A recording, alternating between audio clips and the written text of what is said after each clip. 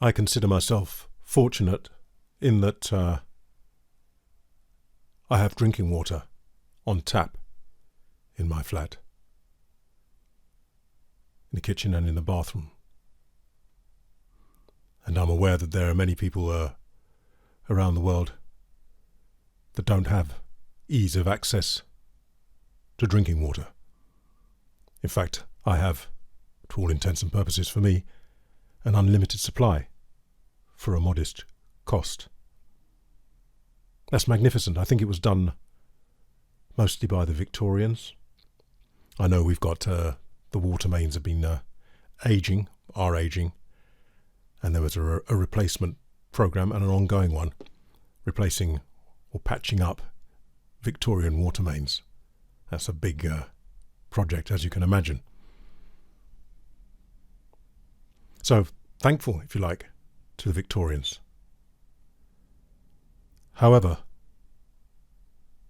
I wonder what they would think if they saw the situation we're in now with worries about the various extinction groups, etc. One of my students came into the lesson, singing lesson, and she was weeping because she'd seen some video at the school, some talk they'd had. So the younger people, obviously it's their world, are very concerned. So I wonder if the Victorians saw that, and then they saw that we had such a thing as bottled water, that we got water, put it into plastic containers and plastic bottles, and then delivered it by truck, by train, I'm guessing if it's foreign, by plane, to your house. We're worried about plastic. We're worried about CO2 emissions. And we're doing that with water. They must think, or they would probably think, we've completely lost the plot after they went to all that trouble for perfectly adequate, perfectly good drinking water to be available on tap. I'm guilty of it. I have some bottles of sparkling water in the fridge. San Pellegrino. If I were to make an excuse, I might say I can't get sparkling water from the tap. But it's a pretty feeble excuse, really, isn't it? Grenson have been around quite some time.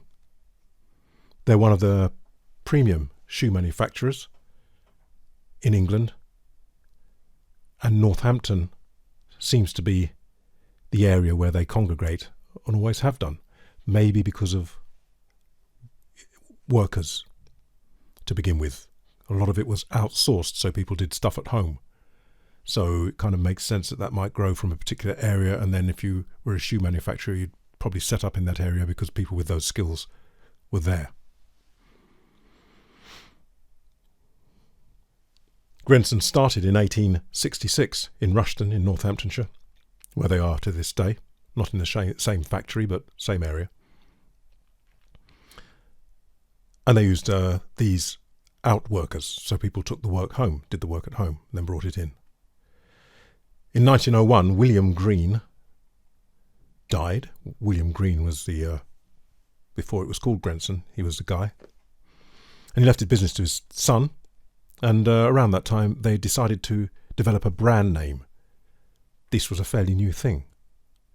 So it was his son, Green and Son, and they came up with Grenson. So it says on the Grenson website, so who am I to argue? And it was one of the first names to be registered in the UK, apparently. Between 1914 and 1918, they manufactured boots and shoes for the soldiers of the Great War, along, I believe, with a number of the other manufacturers. There would be a huge demand, as you can imagine. And then again, when we are at it, once again in 1939 to 1945, they manufactured them for the British and Allied forces.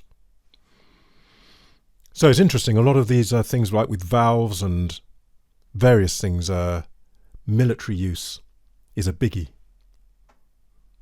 It's essential, perhaps, depending on your feeling about such things, but most people might say it's essential. And there's a budget. So I imagine if you can come up with something that works well and you can deliver, you're going to be doing all right if you're supplying the military.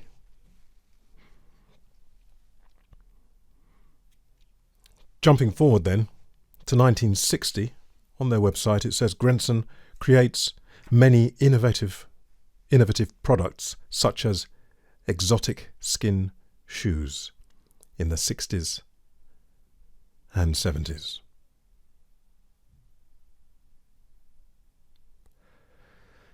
Hippo, antelope, gazelle, mustang. I get the feeling this was kind of the end of the empire a little bit for British shoe manufacturers, though it's recovered since, but everything goes through this sort of thing, it seems. So these were to attract new customers, maybe to show off a bit. Apparently he went to America and saw Italian influenced moccasins and so on and so forth with different skins. And it says he went to India where he saw some of the finest hand stitching techniques. So he travelled a bit, seen stuff. But not long after that, consumers started to opt for cheaper, low quality imports. And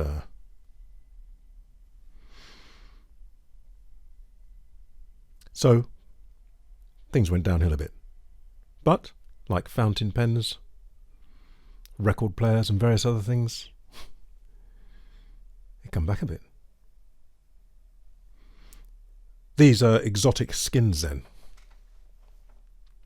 These days, I think we consider that unacceptable. And in a few years' time, maybe 5, 10, 15, 20, who knows, people might look back and think bottled water with the carbon footprint and the plastic footprint, completely unacceptable. Maybe flying, unacceptable. But for now, we do all that.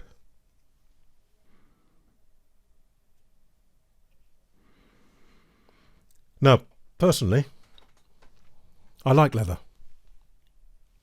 I think it's a wonderful material. I like the smell of it, the touch of it. I like the way it's plastic in that it can deform and reform. It lasts a long time, it seems, if it's if it's good quality. I know there's used to be issues with the tanning. I don't know if there still is in terms of environment. And then there's the animals.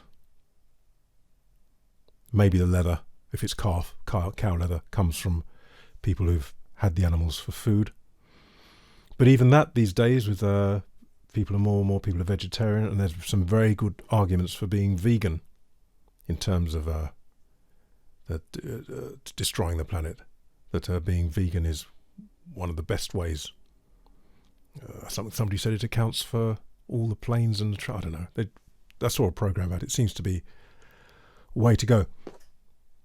I noticed then that maybe I'm starting to feel just the slightest bit uncomfortable, just a little, with leather. But let's imagine, so we don't all get too depressed, before I go and look at these shoes, let's imagine that all these animals died a natural death and the leather was then used. So these gazelles and these antelopes, I don't know. Grenson, I can't find much information at all, but let's imagine that they all died a natural death and therefore you are effectively recycling the skins. How does that feel? Let's have a look then. Here they are. And we shall look at them close up in just a moment. Don't you worry. But before I do that, I'm just going to show you some cousins. These are the hippo I just showed you. Well, it says genuine hippo. We'll see from above when we look closely. These don't say that. They say Footmaster. I'll show you inside.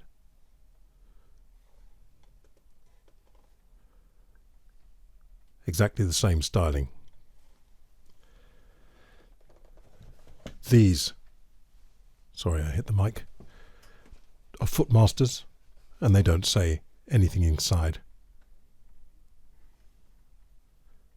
in terms of the skin. So I'm assuming that these cousins are regular skins, which will be calf, I imagine. And I imagine that you would have paid a premium for the so-called exotic skins. Whilst I'm at it, I happen to have these. Different style, similar era. And these inside say real Mustang. I assume that's a horse. But bear in mind, we're going to assume that the horse died a natural death. Horse leather has been used and is used and is prized. It's called cordovan, or what do churches call them? Krupp. It's a particular way they take it, the leather, and is meant to be the most durable and doesn't crease. It's quite about £200 more expensive than the regular shoes, so that's still available today. And again, in some countries they eat horse meat, don't they? So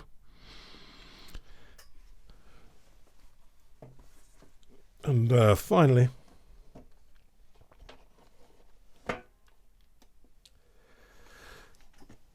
these inside say antelope.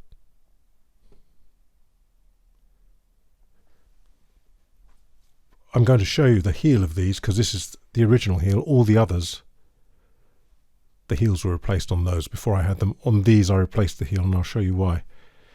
This is the original heel, which was leather, as you can see. Now that metal part I put on there.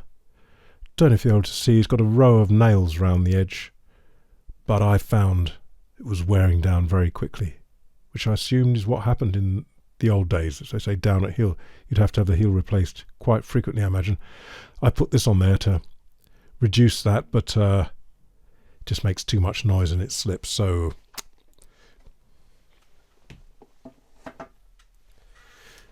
these had that type of heel, but I had the local cobbler put a quarter tip on. I kind of wish I'd sent them back to Grenson because this is okay, but on the edge I wanted to keep that. I've talked about this before. They obviously cover it in some kind of glop usually, and you can't see the heel stack. They're different layers of leather. But the rubber they use, it's not as firm as the good stuff, and it affects the feel and sound of the shoe as you walk. And I think, what's the point? However, I had all 3 pairs done, and it wasn't as expensive as sending them back, and I don't wear them that often, so economically. Anyway, I'm going to set up the camera in the heavens and show you some details. I have to tell you, these are superb shoes. What are they, 50 years old? From the 60s, possibly 70s. I'll show you. Let me take you through the others quickly first.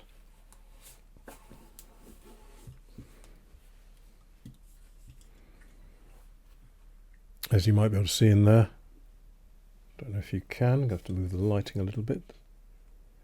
There we go.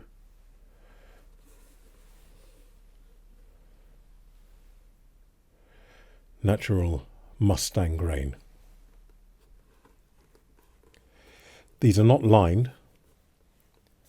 Bring the light even a bit further. Don't know if I'm going to be able to do this. Don't know if you can see. So I can see the stitching and so on from the outside on the inside, so they're not leather lined, which is sometimes the case with lighter shoes because it gets weightier and heavier if you line them. These already had this put on, unfortunately, and that's not the original heel. Oh, something I do, some of these I only seem to be in one width fitting. This doesn't say any size at all, but if I find them a little bit loose, most shoes are fine, I cut, you know, you can get those insoles, leather insoles. If I put an insole in there, I find my foot sits quite high and feels not quite so stable in the shoe. So I prefer not to use the insole, but I cut the insole up and stick it under the tongue there. And shape it so it fits under the tongue. And that makes the shoe a bit tighter and gives me the sensation of my foot being in the shoe rather than sitting up in the shoe, which I don't like. So I do that on pad the tongue a little bit, and it's double-sided tape, so you can just, if you want to sell it, or if you find it's too tight, you can just take it out.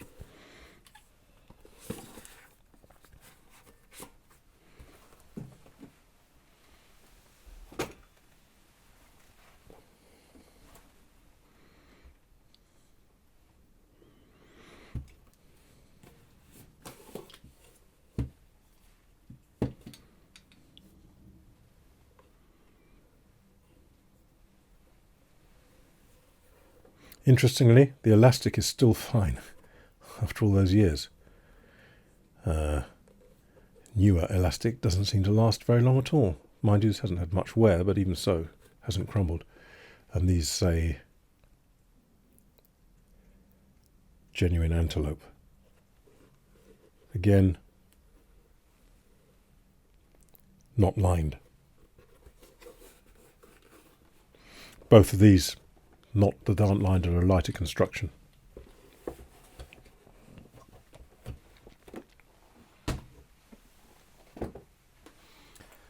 Coming on to the black Footmasters, which are brogues.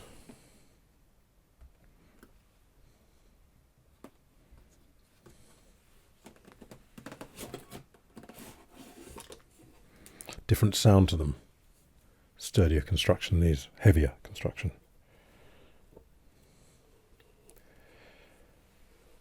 And you can see it just says Footmaster, and these are fully leather lined.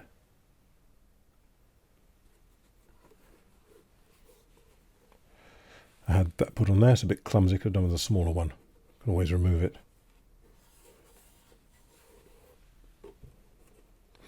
No necessity for the pad on these, so on all the others I found it's more comfortable with that slight padding for me.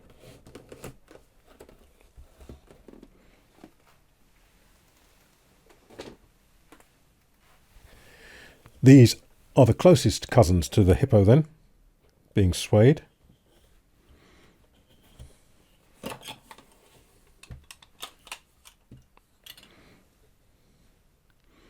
And again, inside just says Footmaster, so I assume it's calf. Nice leather, soft leather sock. And again, fully leather lined. They don't look as if they are to start with. I don't know if you can see in there, because there's a change just about there. But that stitching is not visible on the inside. I can feel there's another layer, which is actually, I think, the layer you can see through the holes in the brogue.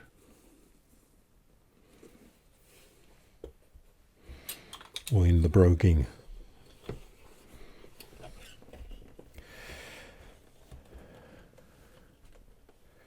Now, slightly lighter colour.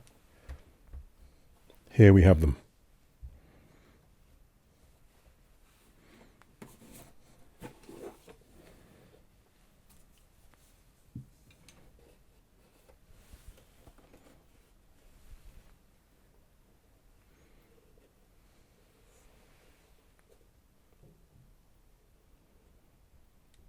can see genuine hippo.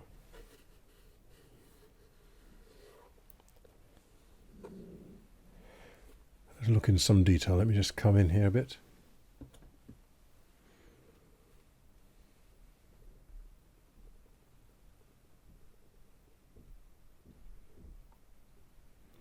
You can see that the stitching is very fine. The detail there where it's tied off.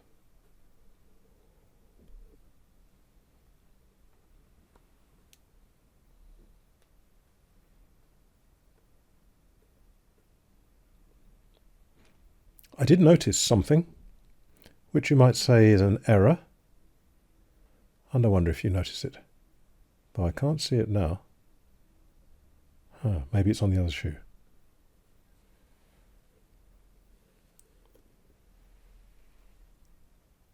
Again, the stitching is incredibly fine, considering what it's going through, because this is quite substantial leather, and there's 2 layers of it there. And something else I can feel. It's very firm. And the stitching's gone through all that.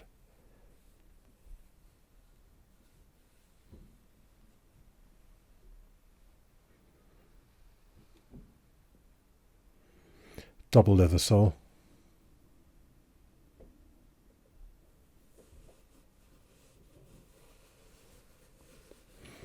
When I do, I'll show you when I'm wearing them, they creak.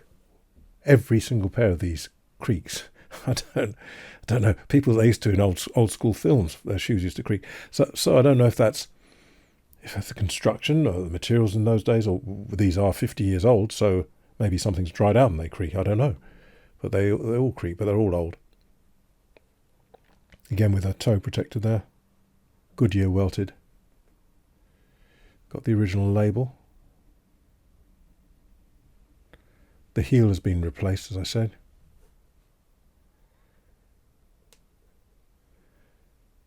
If I'd sent them back to the manufacturer, I'm sure it would have been a better job there. So that'll do.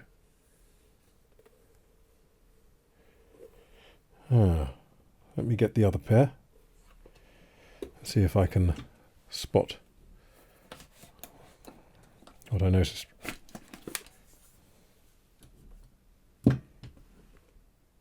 Aha. So again, with these, I've got the extra padding on the toe just to make them a bit snugger for my foot. These are, all 3 of these Footmasters. These are quite, the leather's very thick, this Hippo. All 3 of the Footmasters are FX. Inside, I think it says. Yes, 10FX. So F is a standard and FX is slightly wider. So yes, I'm going to see if you can spot.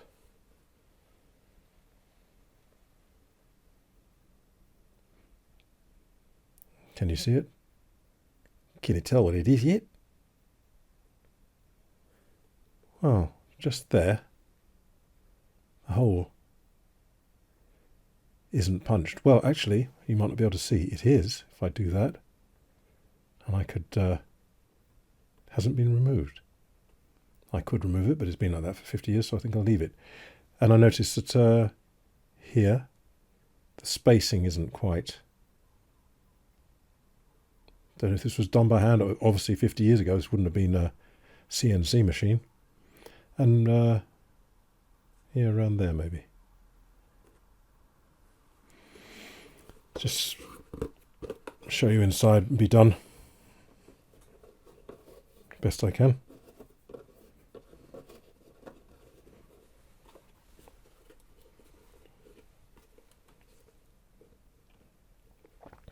So I don't know if you can see the lining. This part of the lining finishes here. But this, let me just check. Yes, this is also, as you can just about see it, a leather lining. See there's a slight ruck bump in it. So that's a lining as well. So it's fully leather lined all the way through.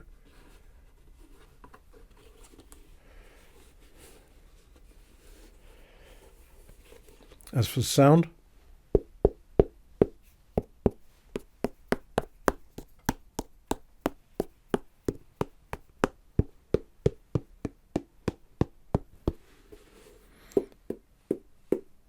musical enough for me. Can't make it creak, but I will do when I wear them.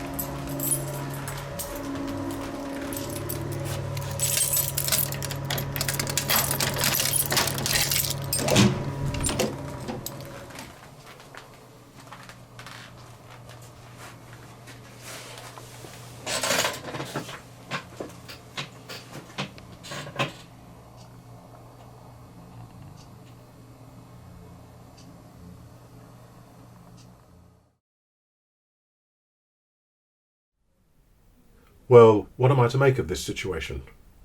Perhaps I should burn the shoes like fur coats. But I've always thought that seems like adding insult to injury. Unlike a fur coat, though, I can get away with wearing them because nobody will really know. So I decided to consult Horatio the hippo. He shook his head. He said, "You humans and your destructive nature. You're very clever, but sometimes you're not very intelligent. However, what's done is done." So his advice was, enjoy wearing the shoes. Wear them with love and think of me. And he said, but if I were you, I'd keep stum.